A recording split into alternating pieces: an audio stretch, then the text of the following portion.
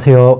저의 영상은 주로 편하게 마실 수 있는 데일리 와인을 소개하고 리뷰하는 내용을 담고 있습니다. 2020년 말 12월 29일 칠드런 오브 보덤의 리더이자 기타리스트, 보컬을 담당했던 알렉시 라이오가 세상을 떠납니다. 공식 발표된 거는 2021년 1월 초였어요. 그런데 나중에 그가 떠난 날짜와 사인이 나왔는데 2020년 12월 29일이었고, 사인을 간단히 얘기하자면은 그가 술 너무 좋아했고 술을 너무 많이 마신 바람에 간과 췌장에 문제가 생겨서 결국에는 죽음으로까지 가게 된 것입니다. 2년 전 정도에 제가 그의 죽음을 기리기 위해서 영상도 한번 올렸었습니다.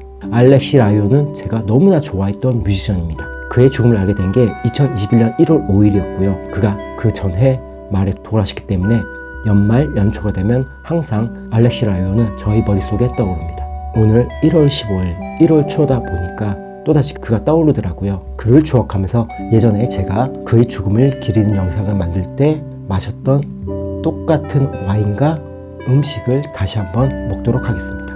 알렉시 라이오 고인의 명복을 빕니다. 오늘 마시는 와인은요, 서두에 말씀드렸듯이 제가 알렉시 라이오의 죽음을 기리면서 마셨던 와인인 까시엘로 델 디아블로 리제르바 에스페샬 쉬라입니다. 그때는 2017년 빈티지를 마셨고요. 오늘은 2018년 빈티지를 마십니다. 콘차이토로는 칠레를 포함한 남아메리카에서 가장 규모가 큰 와이너리입니다. 까시엘로 델 디아블로 시리즈는 콘차이토로의 데일리 와인으로 매우 유명한 와인이죠. 구입처는 홈플러스고요. 가격은 15,000원 안팎에 구입이 가능합니다. 할인을 할 때 구입하면 10,000원대 초반에도 구입이 가능해요. 우리가 일반적으로 보일 수 있는 리제르바급 흰색 레이블, 그것보다 살짝 윗등급인 와인입니다. 그 등급은 포도 품종을 쉬라즈라고 표현을 했는데 이 리제르바 에스페샬은 쉬라라고 표현을 했더라고요. 쉬라라는 포도 품종이 있는데 그걸 호주에서는 쉬라즈라고 표현을 많이 해요. 그래서 쉬라로 만든 와인을 표현할 때 쉬라즈라고 표현하면은 일반 쉬라보다는 좀 더 잘 익고 그런 스타일의 호주 쉬라즈 와인의 느낌을 살려서 만들 때 그때 쉬라즈라는 표현을 쓴다고 하더라고요. 포도 품종을 표현한 것만 봤을 때는 이 와인은 기본급보다는 좀 더 덜 호주 쉬라즈스럽지 않을까, 그런 생각은 듭니다. 색깔이 진하네요. 루비 색깔은 물론 살짝의 퍼플 색깔도 들어있습니다. 그래서 딥 루비에 퍼플, 보라색이 좀 더 들어간 그런 색을 띠고 있네요. 와인은 음물이 없는 건 아닌데 아주 잘 보이는 건 아닙니다. 색깔만 봤을 때는 어느 정도 진득함이 있을 것 같으면서도 전형적인 호주 쉬라즈처럼 진할 것 같진 않은 그런 색깔을 띠네요. 전형적인 호주 쉬라즈는 좀 더 진하고 퍼플의 느낌이 많이 나거든요. 달큰하고 잘 익은 검은 체리 향이 나고요. 민트 향도 납니다. 칠레 와인에서 잘 나는 피망향, 그건 안 나는 건 아닌데 불쾌할 정도로 많이 나진 않아요. 뒤쪽엔 약간의 오렌지 주스 향도 나네요. 산도가 높은데 약간은 튀는 듯한 느낌을 줘요. 기분 좋게 산도가 높은 게 아니라 갑자기 살짝 치고 들어오는 그런 산도를 주고요. 타닌도 부드럽게 잘 정리된 타닌은 아닙니다. 마시고 나서 숨을 다시 올리면 구수한 향이 나는데 그거는 꽤 마음에 드네요. 호주 쉬라즈 와인에 비해서 구조감도 안정적이지가 않고 뭔가 가볍다는 느낌을 지울 수가 없네요. 재밌는 게 홈페이지에 들어가 보면은 리제르바 에스페샬 이 와인들을 2년에 걸친 테크니컬 시트로 제공하면서 꽤 잘 소개해놨거든요. 재밌는 게 레드 와인에서 카베르네 소비뇽, 메를로, 까르메네루 세 가지는 있는데 이 쉬라는 없습니다. 그래서 정확히 어느 정도 숙성을 했는지는 홈페이지를 통해서 찾을 수는 없고요. 다른 레드 와인들이 프렌치와 미국 오크통을 써서 8개월 혹은 8개월에서 10개월을 숙성했다고 하니까 아무래도 비슷한 정도로 하지 않았을까, 그런 생각이 드네요. 그런데 오크 향이 강하게 나진 않습니다. 향과 맛에서 끝에 구수함이 느껴지는 그 정도의 부드러운 오크 향을 갖고 있어요. 초반에 비해서 과실의 향이 살짝 줄어들고 약간의 연유향 같은 오크 숙성에서 오는 그런 향들이 조금은 살아나고 있는데 아직까지 큰 변화가 있지는 않습니다. 오늘 먹는 음식은요, 제가 2년 전 정도에 알렉시 라이오의 죽음을 기릴 때 먹었던 음식과 똑같은 음식을 포장해 왔습니다. 동묘앞역 만리성이라는 곳에서 짬뽕과 탕수육을 포장해 왔어요.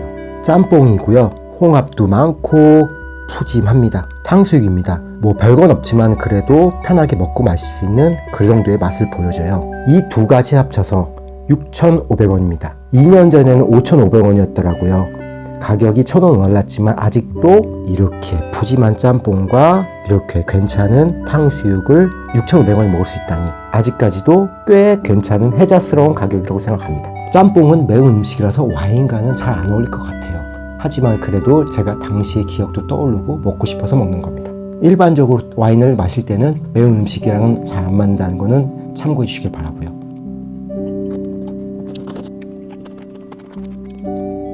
단 음식을 와인과 먹을 때는 와인이 음식보다 더 달아야 돼요. 그렇지 않으면 달달한 음식이 와인의 쓴맛이라던가 그런 것을 강조시켜 주거든요. 그래서 달달한 탕수육과 이 와인이 딱 좋지는 않은 것 같습니다. 이 와인은 잔단감도 별로 없고 파워가 강하지 않아요. 가벼운 느낌을 주기 때문에 묵직한 탕수육에 비해서 확실히 밀리네요.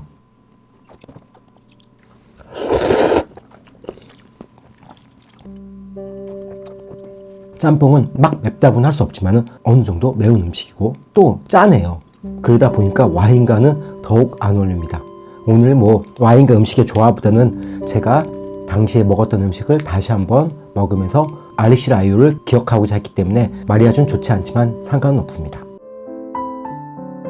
오늘의 BGM은요, 약 2년 전 세상을 떠났던 알렉시 라이유의 밴드 쉴드런 오브 보덤의 8번째 앨범 하얼 오브 블러드에 들어있는 보덤 블루문 가제 더 세컨드 커밍이라는 곡입니다.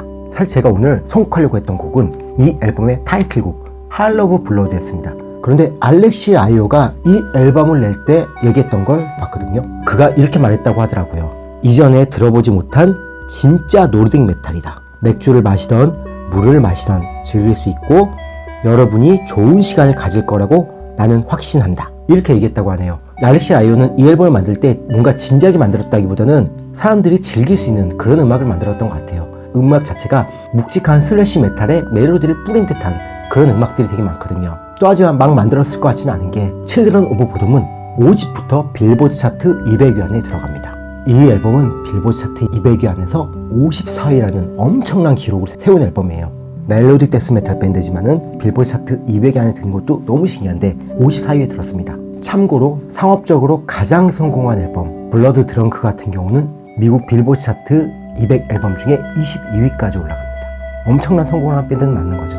아까 얘기했듯이 그가 맥주를 마시던 물을 마시던 청자가 좋은 시간이 될 거라고 확신한다고 해서 맥주를 사러 갔는데 블루문이라는 맥주가 딱 보이더라고요. 이 앨범을 보던 블루문이 생각나더라고요. 그래서 그 곡을 오늘 BGM으로 선곡했습니다. 어쩌다가 오늘 맥주 때문에 선곡하게 된 보던 블루문은 본문에 링크 시켜드리도록 하겠습니다. 까시엘로 델 디아블로 리제르바 에스페셜 시라 2018년 빈티지에 대해서 정리를 해보도록 하겠습니다. 초반에 따르자마자 10분도 안 됐을 때는 소주 시라지 느낌도 어느 정도 많아요. 달큰함이 느껴지는 잘 익은 검은 체리의 향, 그리고 민트의 향, 그런 것들이 강조되어 있습니다. 그런데 시간이 조금 지나잖아요. 그러면 그 향이 좀 죽고 고소한 향과 오렌지 주스 향이 느껴져요. 따라놓은 지 30분 이상 지난 그런 와인은 과실향은 줄어들어 있고요. 구수한 부케의 느낌이 상대적으로 살아남아 있습니다. 탄도는 높진 않지만은 이상하게 마지막에 친 듯한 그런 느낌이 들긴 하고요. 텍스처가 호주 시라지에 비해서 거친 느낌이에요. 탄니도 정리되어 있지 않고 만원 초중반대 데일리 와인에 대해서 기대감이 없다 그러면은 마시는데 불편함은 없습니다. 하지만 15,000원 정도의 가격을 지불하고 와인을 마신다고 하면은 좀 애매한 포지션 같아요. 5,000원도 안 되는 돈을 주면은 좀 더 괜찮은 시라지를 만날 수가 있거든요. 그리고 오히려 이것보다 기본급의 까시엘로 델 디아블로 리제르바급 그런 와인을 먹는 게 가성비 측면에서는 더 나을 수도 있을 것 같습니다. 포지션이 애매한 것 같긴 해요. 와인 자체가 가격에 비해서 나쁘다 그건 아닌데 이 와인을 15,000원 주고 먹느니 조금 돈을 더 주고 호주 시라지 와인을 먹는다던가 아싸리 좀 더 싼 와인을 먹게 될 것 같아요. 그래서 이 와인을 자주 접하게 될 것 같지는 않습니다. 와인 자체가 가성비가 떨어진다 맛이 없다 그런 게 아니라 가격 자체가 좀 애매해서 일부러 찾아서 마실 것 같지는 않다 그런 생각이 드는 와인이라고 이해해 주셨으면 감사하겠습니다. 알렉시 라이유가 세상을 떠난 지 2년 정도 됐습니다. 2년 정도 전에 영상을 찍었던 그런 와인과 음식으로 다시 한번 알렉시 라이유의 죽음을 기리는 그런 시간을 가졌습니다. 마무리하면서 다시 한번 알렉시 라이유 고인의 명복을 빌도록 하겠습니다. 감사합니다.